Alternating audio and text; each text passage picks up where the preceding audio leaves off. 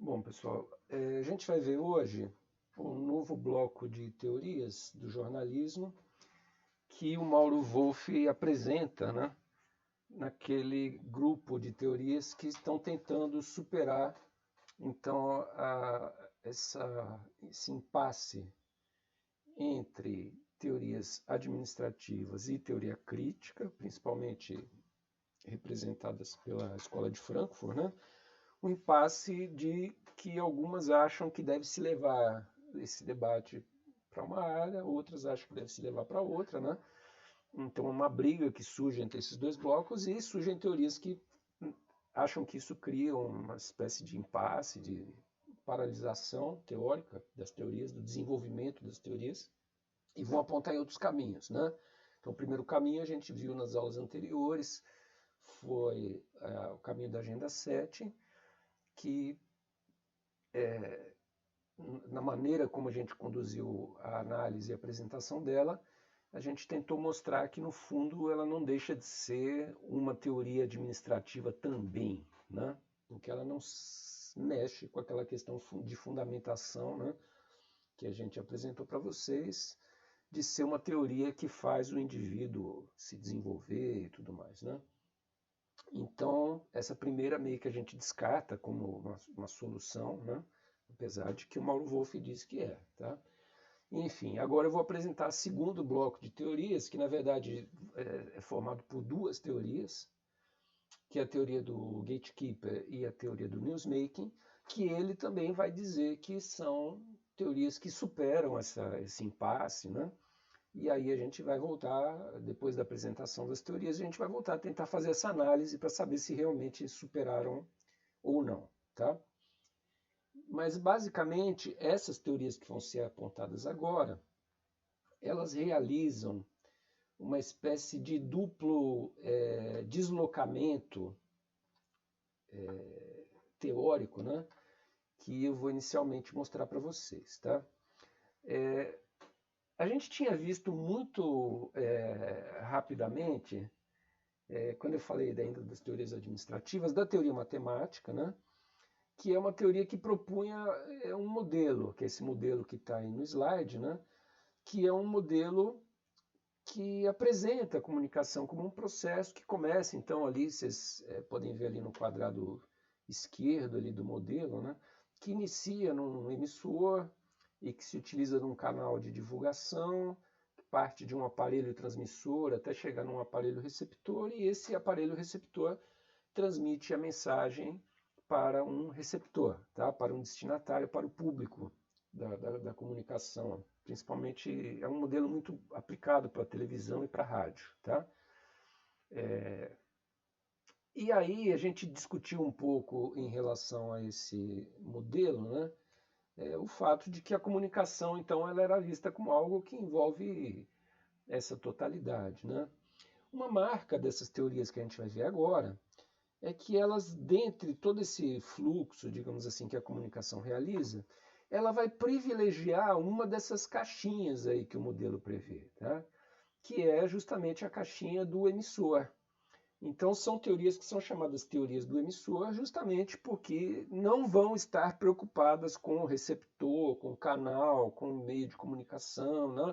Elas vão tirar, vão abstrair esse lado todo e vão se preocupar efetivamente com o polo emissor da comunicação, que no caso da comunicação jornalística era tanto o jornalista quanto a empresa de comunicação, né? Dos modos como hoje o nosso jornalismo funciona como empresa capitalista de grupo, aquela coisa toda, ela vai se colocar, então, o foco dela vai se centrar tanto nesse jornalista quanto nessa empresa, né?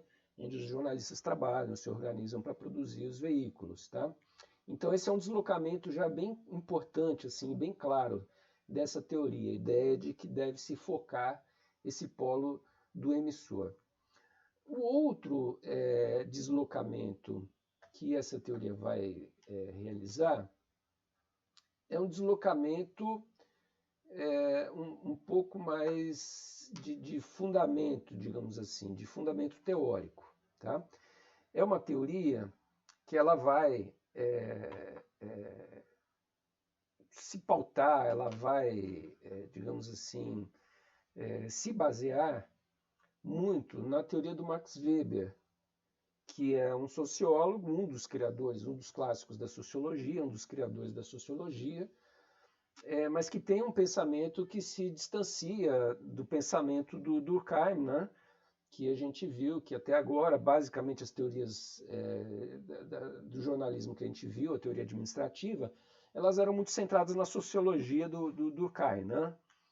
Aquela coisa de criar estatísticas, números, separar as pessoas em grupos e dizer quanto por cento é a favor disso, quanto por cento é a favor daquilo. Aquilo é uma perspectiva bem centrada assim, no tipo de pensamento do Durkheim.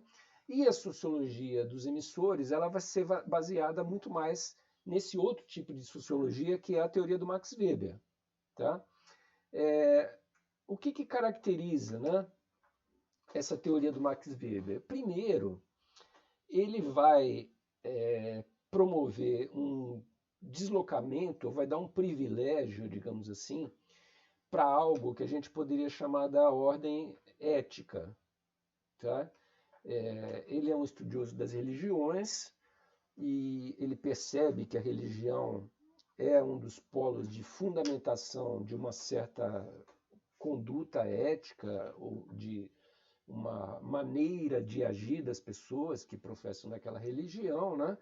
Então ele está interessado em saber mais sobre isso, quer dizer, como essa ética, até que ponto, digamos assim, ela tem força para modificar o comportamento do sujeito humano. E o resultado do livro mais famoso do Max Weber, que é A Ética Protestante e o Espírito do Capitalismo, é um resultado surpreendente, né? Porque o Max Weber ele é categórico em afirmar o seguinte: o capitalismo nasceu por causa da religião protestante.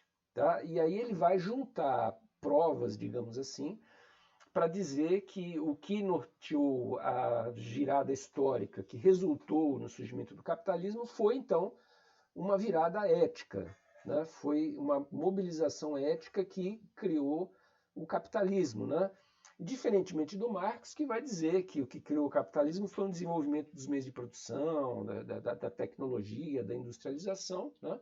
Então, diferentemente da tese marxista, ele vai dizer que o capitalismo é filho de uma movimentação ética, de comportamento do sujeito. Né? E aí ele vai tentar, então, reunir provas nesse livro, aí, que é do começo do século XX, né? E as provas fundamentais que ele, enfim, inicialmente dizer que ele dialoga, ou pelo menos se coloca no mesmo campo de problemas de outros autores, como esse Georg Simmel, né, que vai criar uma filosofia do dinheiro em 1900 e está preocupado com essa questão do capitalismo também, e o próprio Marx, né, que escreveu O Capital no final do século XIX, esse Werner Sombart também escreveu um livro sobre o capitalismo moderno. Quer dizer, é uma época em que a teoria alemã está muito preocupada com a questão do capitalismo e centrando, então, a sua atenção para isso, para tentar explicar. Né?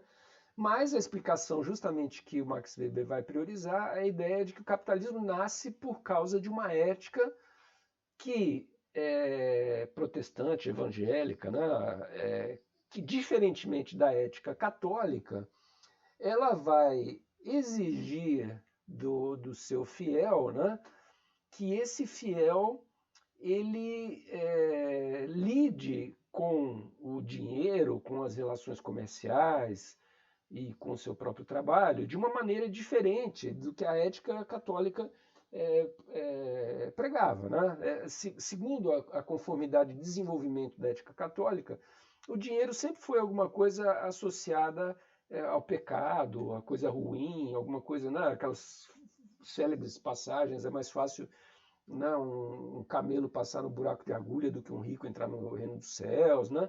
Aquela coisa que colocava meio que o dinheiro como uma coisa um pouco demoníaca, né? Um pouco negativa, e ao contrário disso, a ética protestante, evangélica, ela vai colocar o dinheiro de uma maneira positiva. Tá? E, ao mesmo tempo, também havia uma visão pejorativa em relação ao trabalho. Quer dizer, o trabalho era aquela suor do rosto para ganhar o pão de cada dia, uma coisa de castigo, né?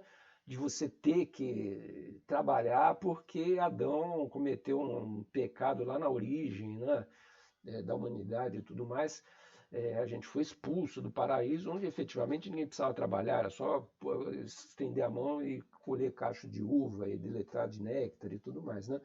Enfim, então é um pouco essa perspectiva negativa, tanto do dinheiro quanto do trabalho, e que a ética protestante ela vai promover uma ampla reformulação disso, e muito em função de uma questão bastante pontual, assim, num certo sentido quase que um acaso, né?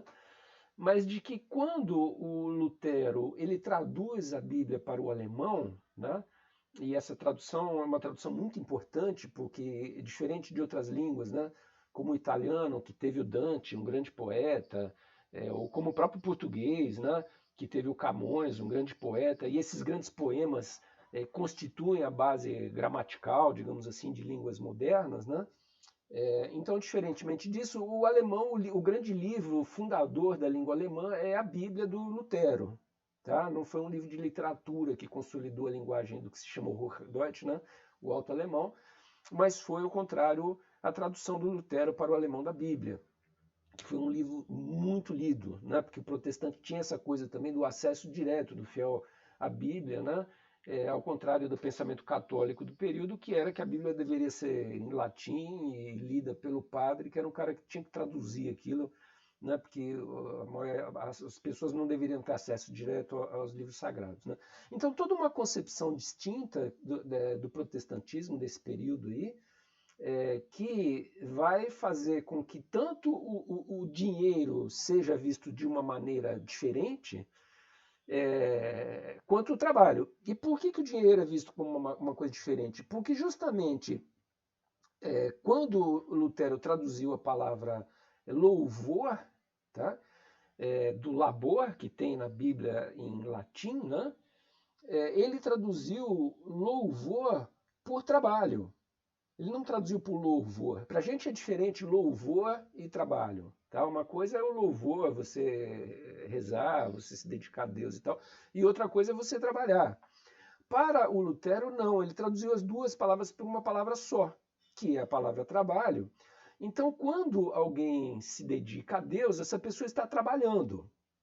E numa espécie de transformação, então, que essa questão linguística leva, você passa a ver o próprio trabalho que você realiza no ambiente laico, o trabalho que eu faço como professor, o trabalho que vocês vão fazer como jornalistas, você começa a ver isso também como uma atitude, como algo que louva o divino.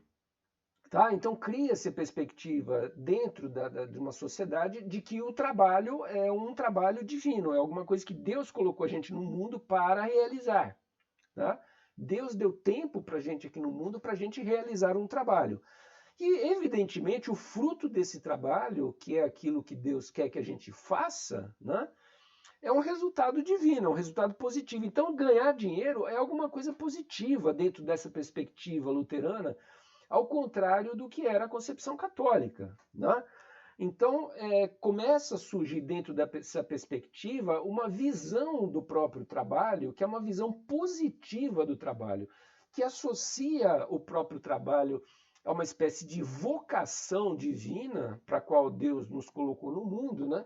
E que é uma coisa que no mundo protestante, né, inclusive americano, né, mas europeu também, no mundo protestante, vai dar, inclusive, uma dignidade quase que divina ao próprio exercício da vocação jornalística, né? Enquanto uma profissão que é uma profissão que está fazendo aquilo que Deus quer que seja realizado, tá? E que, enfim, né, vocês estão entendendo, a base da pesquisa do Lutero não tem nada a ver, do Weber não tem nada a ver com jornalismo, mas ele está criando um enquadramento, digamos assim, que para as teorias do jornalismo vai ser muito importante, dessa ideia de que existe uma vocação jornalística, existe uma vocação do trabalho, que o trabalho é uma coisa positiva, que o ganhar dinheiro também é uma coisa positiva, ou seja, existe uma ética por trás da profissão, né?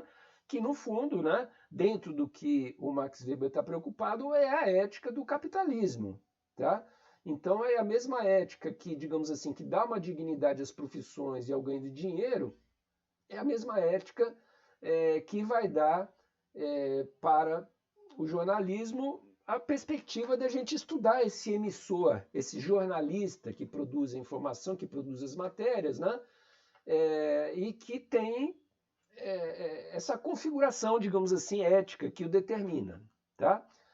Pois bem, a segunda coisa importante para a gente entender do Max Weber, além dessa tese fundamental dele, né, que dá uma importância inédita à religião e à ética, né, a ponto deles serem vistos como motor da história no surgimento do capitalismo, uma questão fundamental é a seguinte: bom, já que existem essas funções, digamos assim, que Deus quer que se desempenhe aqui na Terra, né, que são as profissões, que têm essa dignidade divina, né?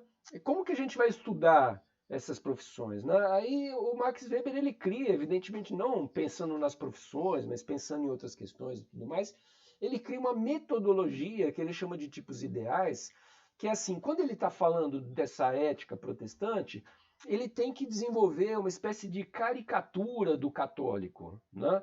Que é uma caricatura que justamente vai ter agregados esses valores de achar que o trabalho, principalmente manual, é uma coisa muito negativa, de que é alguma coisa pejorativa, é alguma coisa quase que da ordem do pagamento de dívidas, né?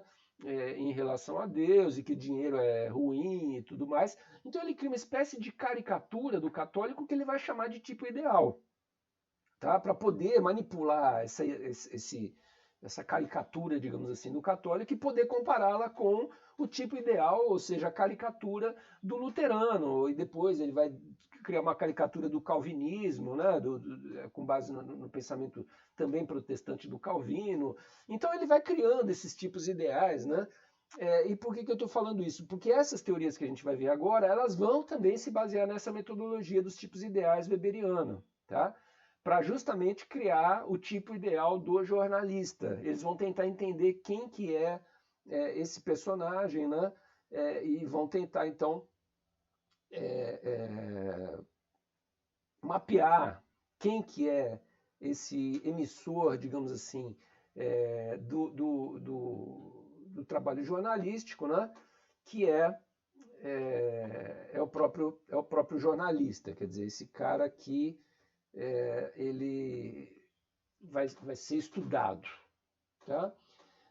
Antes da gente seguir, só um breve parênteses, quer dizer, essa metodologia da tipologia para a gente ela é muito importante, porque quando começa a se desenvolver uma teoria da sociologia focada no Brasil, digamos assim, né? Um dos principais autores desse campo vai ser o Sérgio Buarque de Holanda, né? E o Sérgio Buarque de Holanda vai se utilizar também dessa tipologia weberiana para criar a figura do português, para criar a figura do espanhol, né? Uma tipologia que ele vai trabalhar no livro Raízes do Brasil.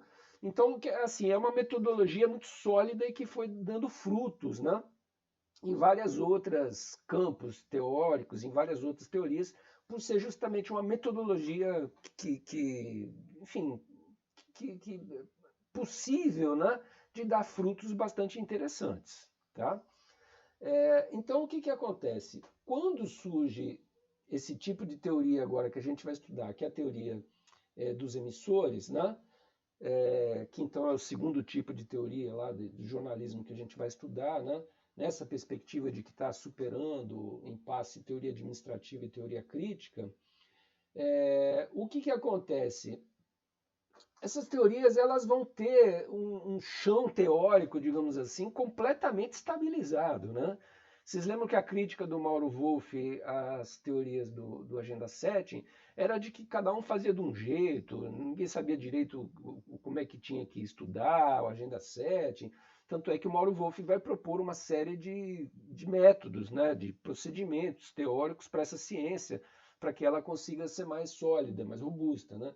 Essas teorias agora dos emissores, ao contrário, elas vão ter o chão teórico completamente definido. Por quê? Porque elas vão ser teorias weberianas. Elas vão partir, então, do pensamento do Max Weber, de que justamente, né, enfim, quem determina o comportamento é a ética, que a ética religiosa tem um papel fundamental nesse aspecto, é ela que introjeta uma série de valores, como valores de vocação, valores de racionalidade, etc., né, que vão constituir a própria origem do capitalismo e que vão constituir um novo território do trabalho, que é o território em que o jornalista vai estar associado com a visão positiva, então, de um realizador de um trabalho divino, que é norteado por uma ética, né, que é a ética complexa, né, do pensamento de Deus, das coisas que ele quer que se realizem no mundo, mas que ele tem essa vocação, que ele tem esse papel, e inclusive que também coloca em outro tipo de perspectiva, né, o próprio fato de talvez os meios de comunicação serem empresas de comunicação que querem ganhar dinheiro. Quer dizer, aí agora é uma nova perspectiva que não vê mal nenhum nisso. Tá? Se a Globo está ganhando dinheiro com anúncio, não tem problema nenhum. Quer dizer, no fundo, com esse dinheiro do anúncio que ela está mantendo o Jornal Nacional funcionando e desenvolvendo o seu papel ético aí, tal, de informação, né? Garantindo então que essa vocação jornalística possa ser exercida e traga todos os benefícios, né? Que dentro de um projeto do qual ele faz parte, tem o lugar dele para ser realizado. Tá? Então vocês estão entendendo qual que é o âmbito, digamos assim, dessas teorias dos emissores e como que elas radicalmente se diferenciam nesse aspecto, né, das teorias administrativas que a gente viu até agora. Tá? Se você comparar as teorias administrativas com a teoria do Agenda Setting, evidentemente elas estão muito mais próximas do que essas teorias agora do gatekeeper né, que vão, enfim, se pautar nesse novo horizonte teórico que eu resumi aqui basicamente para vocês, né, que é uma perspectiva weberiana, mas que oferece ao mesmo tempo para essas teorias, então, um chão metodológico altamente rigoroso e bem estabelecido, que vai trabalhar com as tipologias, vai trabalhar com essas perspectivas aí que sinteticamente eu resumi aí para vocês. Então, nessas teorias há um desenvolvimento muito mais linear, muito mais tranquilo e tal, porque a metodologia está toda dada. É só estudar o Max Weber, aprender como é que é o método dos tipos ideais e aplicar isso, né? Escolher a profissão que você quer estudar e aplicar. Então, escolher o jornalismo, vamos aplicar a tipologia em cima do jornalista e vamos ver o que acontece, né? Então, é isso um pouco que vai garantir esse fluxo, essa facilidade metodológica para essas teorias, tá? Que tipo de resultado, né, vai então ocorrer a partir dessa adoção, tá? Esses aqui são os resultados, evidentemente, que o Mauro Wolff coloca como resultados, né? O primeiro seria o seguinte: a retirada da questão ideológica dessa análise do debate de comunicação de massa, tá? A perspectiva weberiana, ela em si, ela por tratar essas questões como uma espécie de evolução da própria ética social, quer dizer, ela esvazia essa tensão que existe muito forte em Marx, né, de que a sociedade tem contradições de classe e tudo mais, né, quer dizer, ela tem muito mais essa perspectiva, digamos assim, congregacional, quase que religiosa, né, de união dos povos em torno de valores éticos e de valores religiosos, tá? Então isso está bastante presente na metodologia desses estudos, e isso esvazia o debate ideológico, o debate teoria administrativa versus teoria crítica. Tá? Por outro lado, quer dizer, existem, como essa metodologia está muito consolidada, existem resultados bastante objetivos, né? Que esse trabalho de pesquisa, de pesquisa dos emissores vai conseguir resultar. Tá? Então, nesse sentido, eu sempre digo que essa teoria do jornalismo é uma das teorias mais interessantes para mostrar para aluno, porque realmente conseguem traçar um perfil de quem é o jornalista, de quais são seus comportamentos, o que é a ética jornalística, o que é a ética do grupo de pessoas que trabalham dentro de uma empresa, etc, etc. Tá?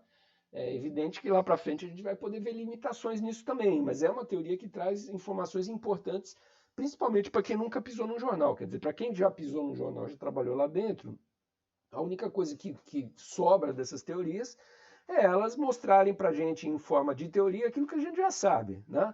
Mas, enfim, isso é interessante para quem nunca esteve lá dentro, né? Então, é um lado positivo dessas teorias, é explicitar um pouco quem que é o jornalista, como é que ele funciona, quais são as condições de trabalho do emissor e tal. Isso sempre é uma coisa muito positiva do ponto de vista pedagógico, tá?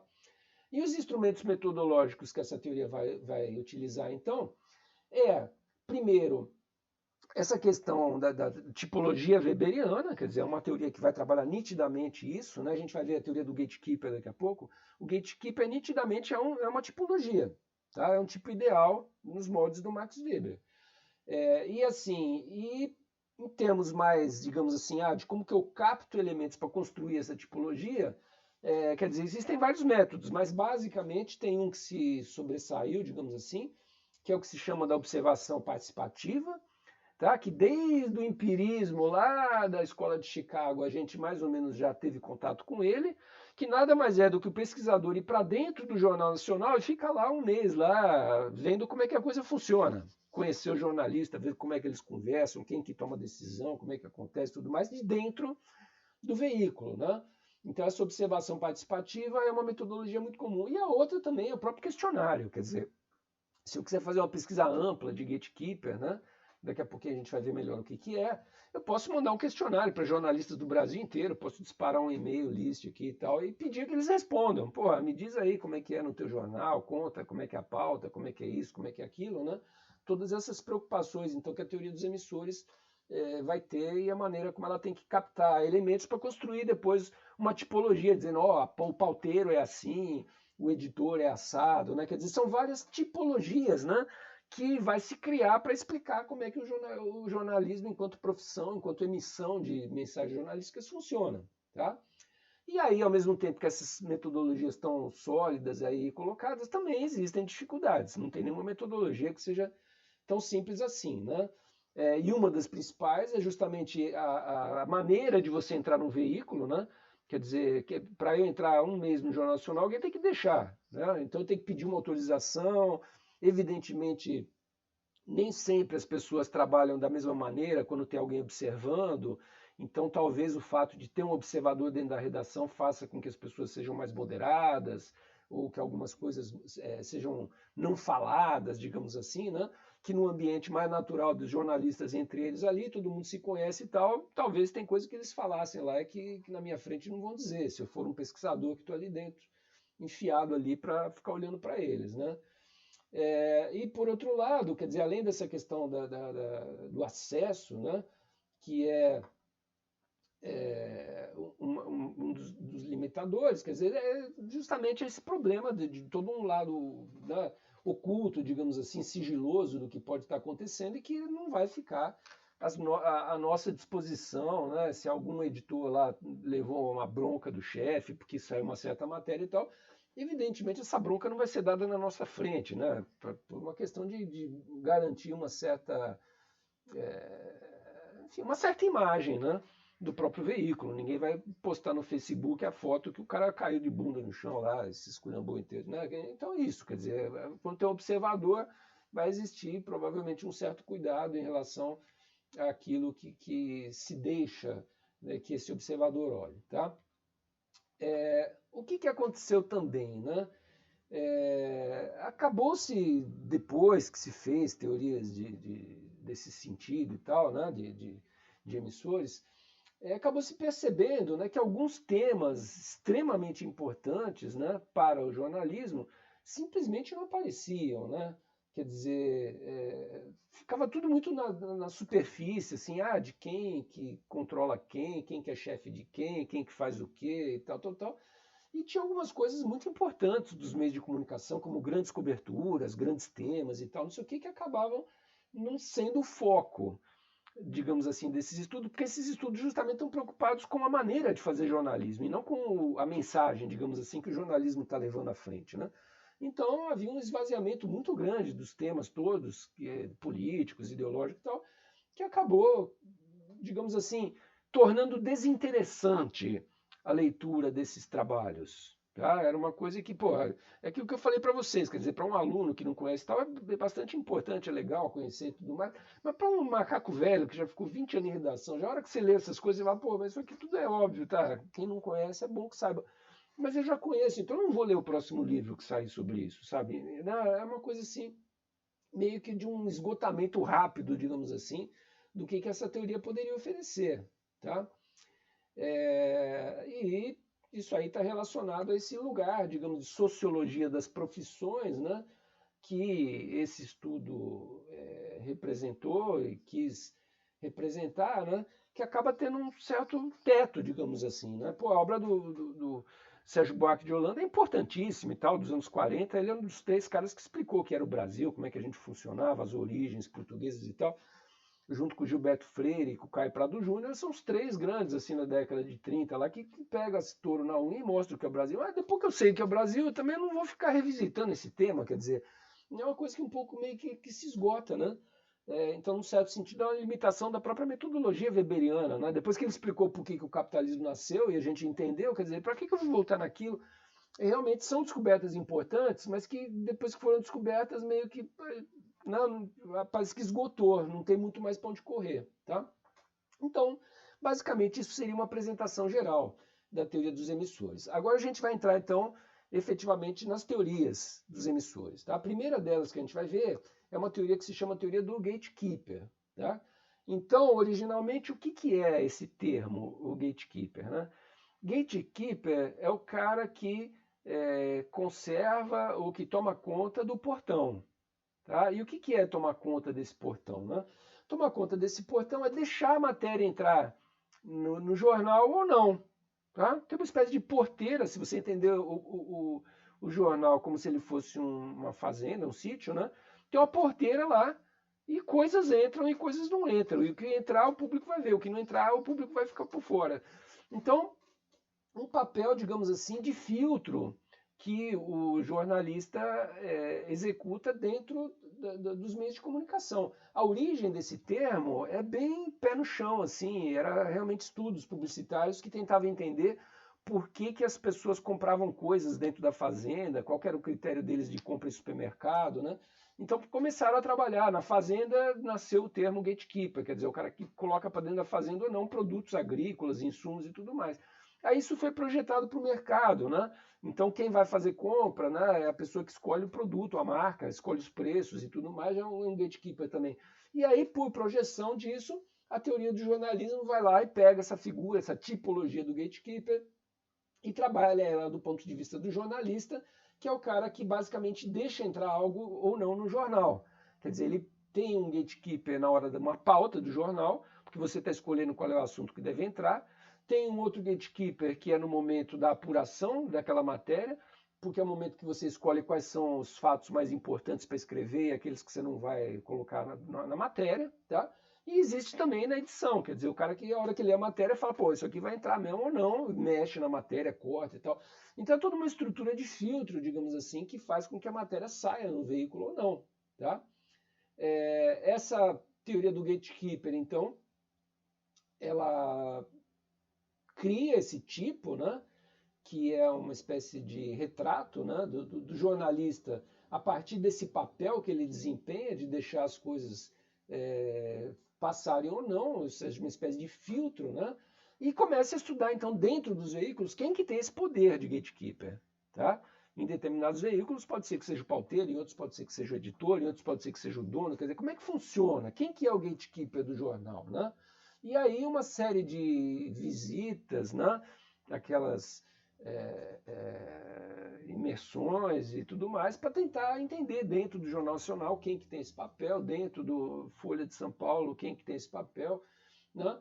Então esse tipo de estudo que vai surgindo, tá? Aí ele cita alguns autores, né? Quer dizer, ele cita um autor que se chama White, né? Que utilizou então esse termo gatekeeper para estudar o desenvolvimento do fluxo de notícias dentro de órgãos de informação, né? Ou seja, estabelece esse uso do termo gatekeeper para estudos de jornalismo, né? E a metodologia que ele usa é justamente essa observação participante, né? Na qual a gente vai até o jornal e tenta identificar o que aconteceu. Quais são os resultados a que essas teorias chegaram, né? Um primeiro resultado importante, quer dizer, qual que é o critério? Digamos assim, eu já identifiquei quem é a pessoa que faz o papel de gatekeeper, Pois bem, aí eu vou tentar entender se essa pessoa é a pessoa que coloca para dentro as matérias ou não, eu vou entender qual é o critério que ele usa para fazer isso, né? E aí começam a aparecer coisas que são verdadeiras, né? Mas que em geral as pessoas não se atentam. Quer dizer, o critério é absurdamente subjetivo. É absurdamente subjetivo. Aquele cara tem um poder, que é o poder de deixar as coisas entrarem ou não, e ele simplesmente exerce esse poder. Tá? Quando chegam duas matérias para ele, ele olha para uma e fala: essa aqui vai entrar. Tá? Então não existe muito um porquê que a matéria da esquerda entrou e a da direita foi derrubada e tal, não sei o que. É uma coisa extremamente subjetiva e na qual ele tem uma autonomia, digamos assim, bastante elevada dentro dos veículos, né? Porque os veículos são aqueles, trabalham numa velocidade absurda, a matéria chega, e chegam 5 matérias, você tem que escolher uma e fechar, né? Quer dizer, é uma coisa que vai exigir de você uma tomada de decisão tão rápida que às vezes você nem pensa. Você pega a matéria que está mais na mão, o que você achou que estava mais bem escrita, enfim, infinitos critérios possíveis, né? Mas não tem um critério objetivo. Ah, não, era a matéria mais importante. Não tem isso, tá? Então, esse é o primeiro questionamento que o que vai se constatar empiricamente vai mostrar para a gente, tá? De qualquer maneira, o Wright é um cara que começa a fazer estudos, né? E começa a perguntar para as pessoas por que elas escolheram aquilo. Quer dizer, mesmo que não tenha motivo, você pode chegar para o gatekeeper e perguntar: pô, mas por que você. Né? Eu estou dentro da redação, eu pergunto para ele, né? E aí eles traz o resultado de um estudo aqui que ele realizou, que ele pegou 1.300 explicações, digamos assim, que os gatekeepers forneceram a ele, de por que notícias foram recusadas, né? E 800 explicações, quer dizer, mais da metade das explicações é porque não tinha espaço no jornal. Tá? Então, é uma explicação extremamente pragmática, quer dizer, não tinha espaço, eu tive que cortar. Tá? Algumas explicações foram de que a notícia já era um pouco antiga, já tinha sido dada pelo veículo, né? Então eles cortaram porque, já falei nisso, não vou falar de novo, né? Ou que também tivesse um pouco de falta de interesse jornalístico, ou seja, uma matéria que, segundo a perspectiva dele, não era uma coisa forte em termos de assunto, de temática, né? Ou a falta de qualidade da matéria também, a matéria estava muito ruim. Tá? Então vocês começam a perceber quais são os critérios que dentro de um jornal vão definir o que é o bom trabalho jornalístico ou não. O primeiro básico é esse, você tem que escrever uma matéria direito. Né? Matéria mal escrita, o editor começa a ler, dá preguiça de jogar fora, quer dizer, né? Então aí você começa a perceber como é que as coisas funcionam dentro de um jornal. Segunda questão, a falta de espaço, quer dizer, isso é uma permanente de jornalismo. Você sempre quer escrever mais e nunca tem o espaço que você queria, né? Isso é uma permanente do trabalho jornalístico e isso vai ser um motivo de corte de matérias, né? Tanto é que a gente já estudou até aqui por que surgiu pirâmide invertida, lead, etc. É por isso, não tem espaço para matéria, o cara vai, corta pelo pé a matéria e publica o resto, né? E, pois bem, e outros 70 casos aí que eles também identificaram, dentre esses 1.300, eram de áreas, digamos assim, que não eram exatamente o foco de interesse do jornal, né? Quer dizer, é um jornal que é mais forte na área de esporte, na área de economia, de repente chega uma matéria lá de culinária e tal, que apesar de ser interessante, ser alguma coisa que envolva talvez até uma atriz, alguém que teria algum interesse, não é a área que o jornal cobre, né? Então também tem um pouquinho essa questão de pensar no interesse de um leitor, né? Do qual o jornalista ele tem uma espécie de imaginário na cabeça dele de quem que lê o jornal dele, ele mais ou menos sabe isso, ou por intermédio de pesquisas também, ele já vai ter essa informação para mais ou menos saber o que acontece. Tá? Pois bem, quem exerce esse papel de influência do gatekeeper é uma constatação empírica, quer dizer, de você entrar na Folha de São Paulo e ver quem que manda lá, quer dizer, aonde que está esse poder, digamos assim, né? Então, é uma coisa de você constatar. Agora, independente disso, quer dizer, esses estudos perceberam, né, que a definição desse quem exerce, digamos assim, é uma coisa que está um pouco também escrita, digamos assim, né, ou registrada na própria organização profissional. Quer dizer, você tem editores, você tem subeditores, você tem funções, né? E aí, dentro dessas funções, você tem hierarquias, né, que vão definir justamente poderes, digamos assim, de gatekeeper diferenciados, né? O poder do repórter é muito menor que o poder do editor e tal. Então entender a hierarquia, mas efetivamente essa hierarquia ela é pontual, cada jornal é de um jeito, tá? É, Agora, uma coisa importante de perceber é que a maior parte desses personagens que ocupam essa hierarquia, ele nem sempre está muito preocupado com a relevância, digamos assim, do fato, tá? Pois bem, aí eles perguntam lá, então, até que medida esse gatekeeper vai discutir a tomada de decisão dele? Ou seja, se ele pegar a matéria da esquerda em vez da matéria da direita, com quem que ele vai debater isso, com quem que ele vai falar? Ele não vai falar efetivamente com ninguém. Tá? Essa é uma decisão que ela é toda centralizada, ela está na mão de uma pessoa e não tem tempo para ficar discutindo se aquela matéria era melhor ou não. É muito comum nas redações, no dia seguinte, haver um pouquinho essa discussão. Quer dizer, alguém questionar uma decisão de um gatekeeper, porque o cara falou, pô, a minha matéria não entrou, a matéria era boa pra caramba, né? Agora o outro jornal deu na frente da gente, a gente não deu a matéria. Quer dizer, aquela discussão em torno de furo, em torno de barriga, que é quando você dá uma informação errada, o furo quando você sai na frente de uma informação importante, ou levar um furo, que é quando o jornal concorrente deu a matéria e você não deu. E às vezes você tinha a matéria, você não deu porque o gatekeeper não deixou entrar, né? Então tem toda uma discussão ali que é uma espécie de crítica interna do jornalismo, mas por questão de tempo ela é sempre feita no dia seguinte, quer dizer, não está tempo de alguém, né, questionar uma decisão dessa, ou, enfim, até por uma questão dos prazos muito curtos do jornal, quer dizer, mesmo que alguém questione por que minha matéria não está entrando, né? O máximo que o editor pode fazer é repensar a decisão dele e falar, não, não vai entrar não. Tá?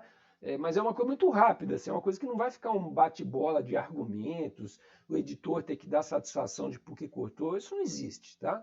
No máximo um repórter lá pode questionar por que o material dele não está entrando, e o editor ouve aquele argumento e fala sim ou não.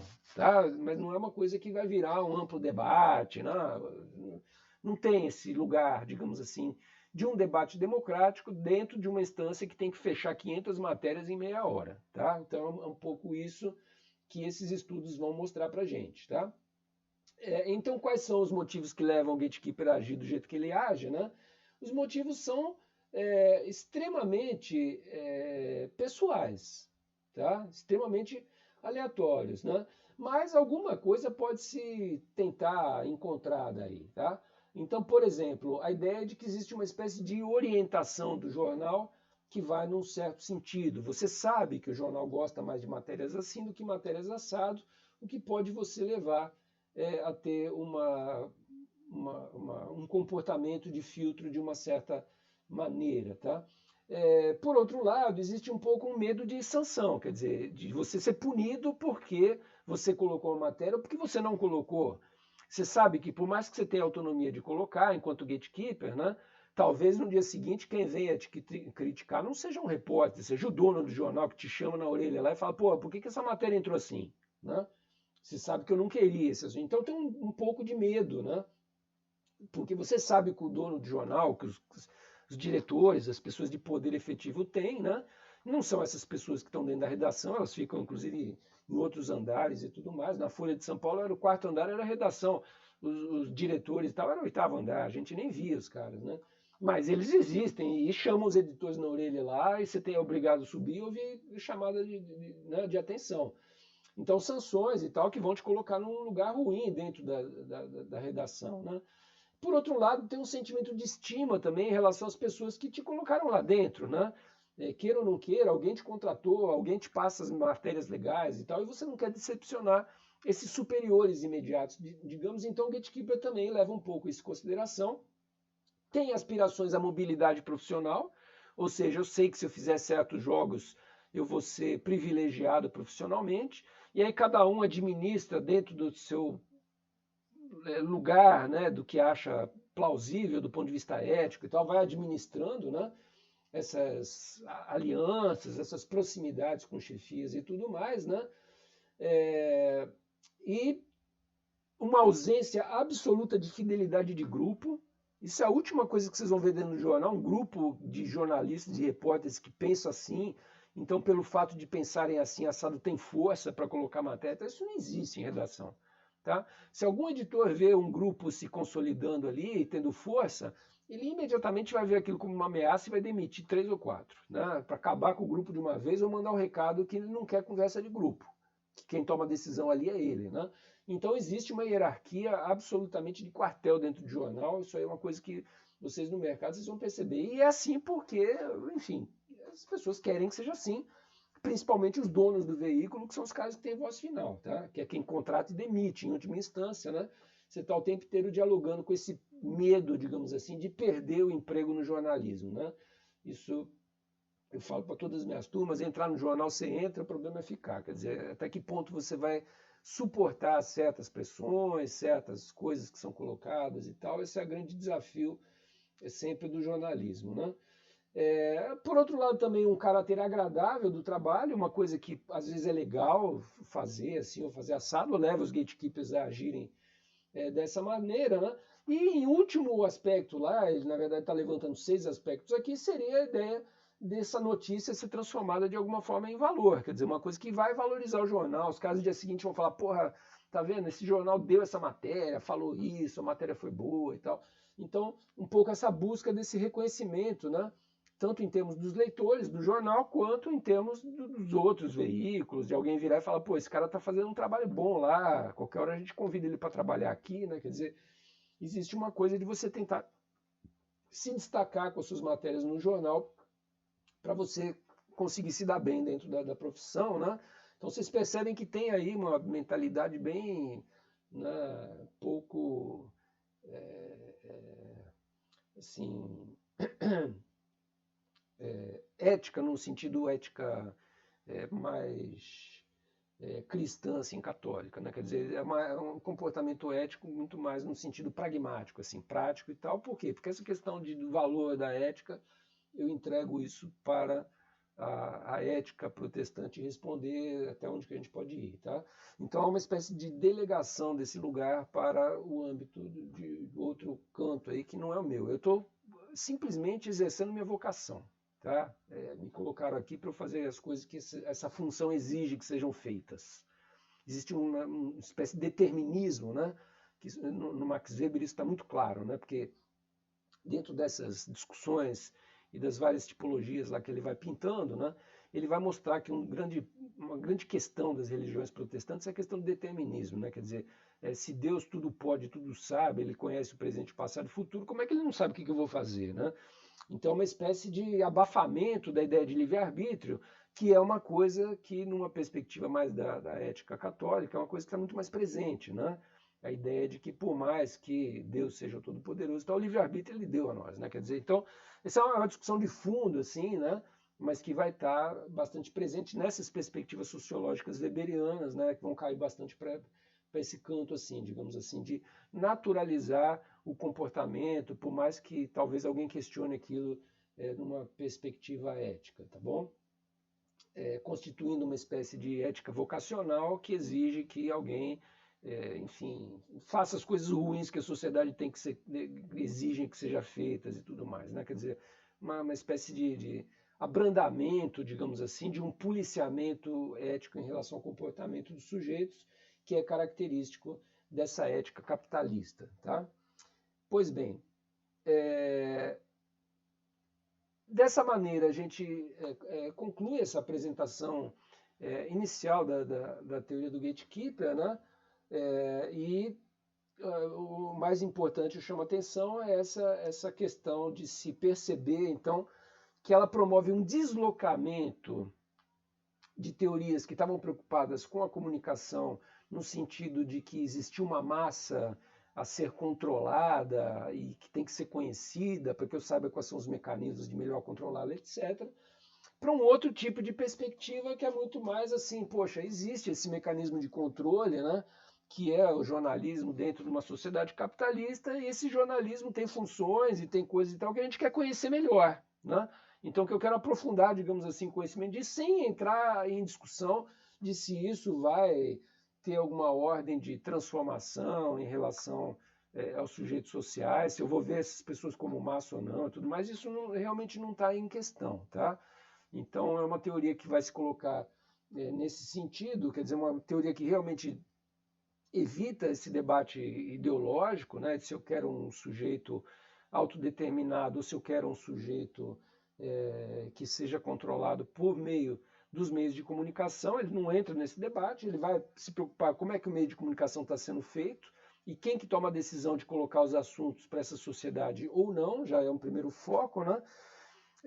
Mas sem entrar numa espécie de criticidade, assim, que poderia dizer que existe um jornalismo mais combativo, um jornalismo mais áulico e tal. Ele não está entrando nesse mérito. Ele quer saber simplesmente como é que esse jornalismo está funcionando internamente em termos de tomada de decisão, né?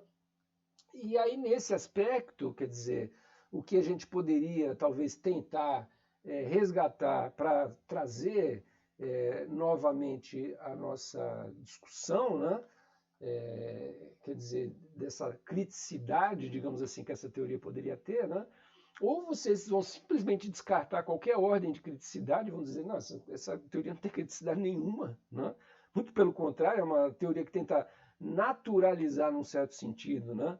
Um esquema de dominação que está incrustado na sociedade capitalista, né? Tenta dizer que isso é da ordem do divino, né? Que veio de uma força superior, de alguma coisa de ordem ética, né? E aí, nesse sentido, ela seria ainda pior do que a teoria administrativa, porque ela, né, naturaliza uma coisa que na teoria administrativa ainda está colocada como um problema, né? As massas são perigosas ou não, precisamos controlá-las ou não, né? Isso se coloca como um problema ali, né? E a teoria administrativa vai dar instrumentos para, se for o caso de controlar, como é que a gente controla, né? Essa aí não, ela já nem passa por esse debate, tá? Então, nesse sentido, ela seria ainda mais isenta, digamos assim, desse projeto iluminista de emancipação dos sujeitos, né, que leem jornal. Ela estaria completamente alienada desse debate. E, por outro lado, ela também parece alienar o debate da capacidade que o próprio jornalista tem de ser crítico dentro do jornal. Quer dizer, até que ponto eu posso ou não driblar esses mecanismos de ter medo de ser suspenso, de ter medo de não ganhar promoção, de ter medo de ser demitido e tudo mais, para agir enquanto um sujeito autônomo de tomar decisão também do que vai entrar no veículo ou não, né? Então, num certo sentido, ela também não problematiza isso, né? A partir do momento que nem minimamente levanta aqui a ideia de que talvez, apesar de uma série de medos e tal que um determinado jornalista tenha, né? Determinado jornalista tomou uma decisão radical em função dessas tomadas de decisão, né? Então, assim, aquela coisa, sai uma matéria tua tão deturpada que você pede demissão, quer dizer, isso é uma ação possível, né? A gente conhece casos, né? Quando isso acontece, né? E o desinteresse em relação a casos desses que seriam típicos de momentos de ruptura com sistemas mais ou menos estabelecidos de dominação dentro dos veículos, tá bom? Então, basicamente, isso é o primeiro passo dessa sociologia dos emissores, né? E na aula que vem a gente vai dar o segundo passo, que é uma outra teoria que a gente vai ver, que é a teoria do newsmaking. Então, até lá.